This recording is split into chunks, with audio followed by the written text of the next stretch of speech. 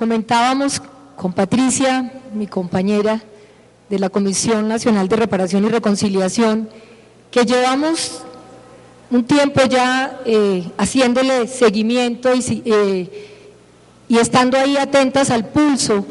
de esta ley de víctimas, que si bien arrancó con 2 leyes, restitución de tierras y ley de víctimas, ya es una sola ley y el capítulo de restitución de tierras está allí. El lunes, en el escenario del Congreso de la República, la bancada de mujeres de la Cámara de Representantes también citó a un diálogo político para escucharles, y allí tuve la oportunidad de escuchar a Rosa, a Lilibet de Cesar, vino otra persona de Antioquia, del grupo del Oriente Antioqueño. Nancy, no te escuché ese día, pero bueno, escuchamos acerca de 29 voces de mujeres que representaban los distintos intereses, las inquietudes, y digo que no es fácil, porque Teresita estaba, pero no fuiste tú la que hablaste a nombre, sí, fuiste tú, bueno, entonces estuviste tú, Teresita, perdóname, y les digo esto porque no es fácil, no es una escucha fácil, escuchar el dolor, escuchar la demanda, sentir de alguna forma que este país es un país de víctimas, no es fácil, o sea, no estamos hablando de cosas fáciles. Aquí hay un enorme compromiso emocional y son sesiones que resultan muy duras, pero también es escuchar esta mujer aguerrida que se para y demanda, y como se ha dicho acá, no solo lo hace desde la voz de la víctima que nos está señalando una manera de narrar la historia en Colombia, sino lo hace también en su condición de ciudadana, y eso es muy importante. Esto para decirles que no es fácil, que aquí no se trata de una escucha fácil, fría, sino también de una escucha que nos compromete en nuestras emociones, que nos compromete en nuestros intereses, y que por eso estamos allí, algunas de las mujeres en el Congreso, reconociendo que no solo estamos allí como mujeres, sino también que tenemos que incorporar como responsabilidad política esas voces y pararnos allí en el Congreso en un escenario tan patriarcal, en un escenario de gestos patriarcales y masculinizantes, todo el tiempo decir, un momento, estamos aquí, queremos que nos escuchen. Escuchándolas a ustedes acá, haciendo un pequeño recorrido de Expopaz, dándoles también un reconocimiento a estas organizaciones internacionales que crean también esta condición y que posibilitan este encuentro entre las organizaciones internacionales y los movimientos sociales de mujeres, y señalando y recogiendo un poco lo que se dijo el lunes en la audiencia en el Congreso, yo diría un primer elemento: si bien estamos hablando de paz, Colombia es un país que sigue en guerra. Colombia es un país que sigue en conflicto armado, y eso no lo podemos olvidar. Y esta ley de víctimas se está tramitando en esas condiciones, y eso es muy importante tenerlo en cuenta. Son las subjetividades, por un lado, de hombres guerreros, que quieren opacar, invisibilizar esto, y mujeres aguerridas y fuertes que estamos diciendo, esto ha tocado, esto ha roto, esto ha segmentado, y reconstruir este país no va a ser fácil. En segundo lugar, una demanda que se hizo hoy acá y que se ha hecho en las reuniones que hemos oído, escuchado y trabajado, que las leyes se cumplan.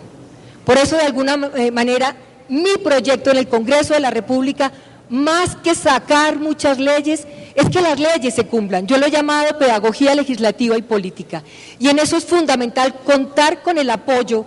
de los movimientos sociales, de los gobernantes, de la cooperación internacional, para que estas leyes se cumplan, no solo desde el control político que hacemos en el Congreso de la República, sino desde el empoderamiento ciudadano. Una mujer indígena nos decía, un poco con una frase desafiante y con toda la razón, autos de la Corte tenemos muchos, ya no nos caben en los garajes, no tenemos garaje, no tenemos donde guardarlos. Bueno, que la ley se encarne y se vuelva un hecho político, y eso no es solo responsabilidad de los legisladores, de los gobernantes, es también de la ciudadanía que demande y se empodere.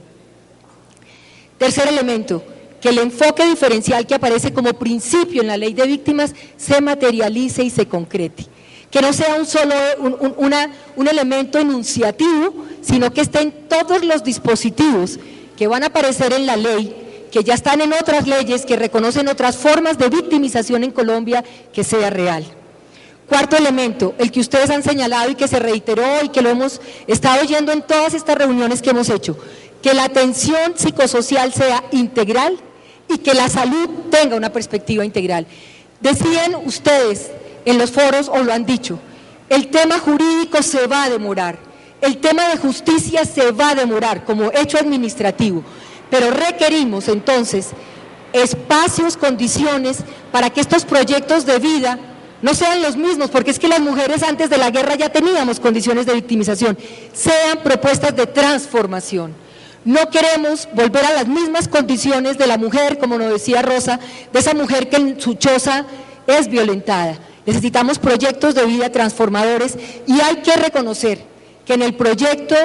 en su nueva versión, que hablábamos con Patricia, que ya está circulando como posible ponencia, el tema de atención psicosocial y salud integral que hemos trabajado desde distintos grupos y lo presentamos como articulado alternativo, se recoge en su espíritu y eso también es importante decirlo. Recuerdo alguna reunión con María de la Comisión Nacional de Reparación y Reconciliación, nos dicen que vayamos a pararnos frente a los guerreros y los victimarios,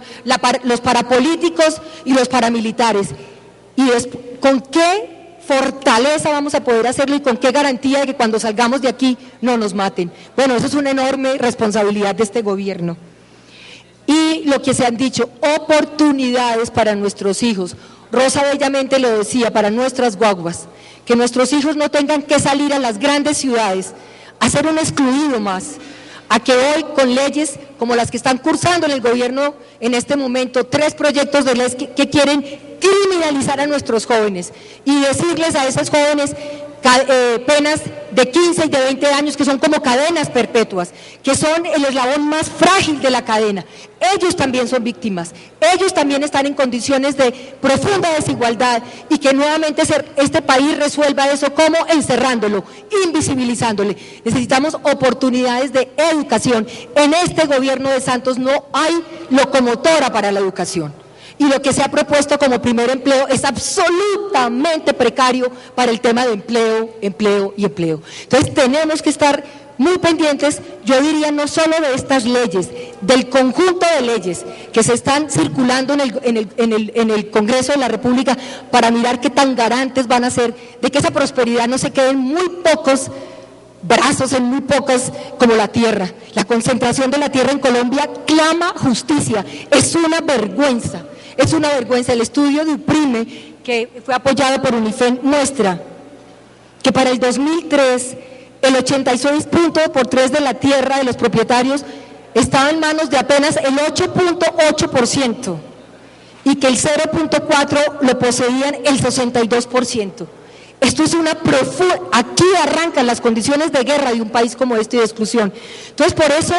mi llamado como representante a la Cámara del Partido Verde es que no es suficiente la ley, es que tenemos que estar absolutamente pendientes. Y los invito, como lo hacía Rosa ese día, como lo hacía Teresita, como lo hacía Delpi cuando nos contaba Lili de las mujeres cancuamas y como lo hace hoy Nancy.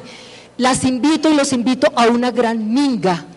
Tenemos que estar pendientes de cómo se va a tramitar esta ley. No es fácil. Hay posturas desde el Partido Conservador y hay posturas desde el Partido de la U obstaculizando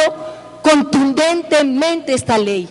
Ustedes hay que estar atentos y atentas. Les quiero decir entonces que las invito a esa minga, los invito a esa minga y que hagamos movilización social como la que se hace hoy aquí, como la que se hizo en la audiencia pública hace 10 días, como la que se hizo el lunes en el Congreso de la República, para que estemos atentos y atentas. Esta ley es solo el principio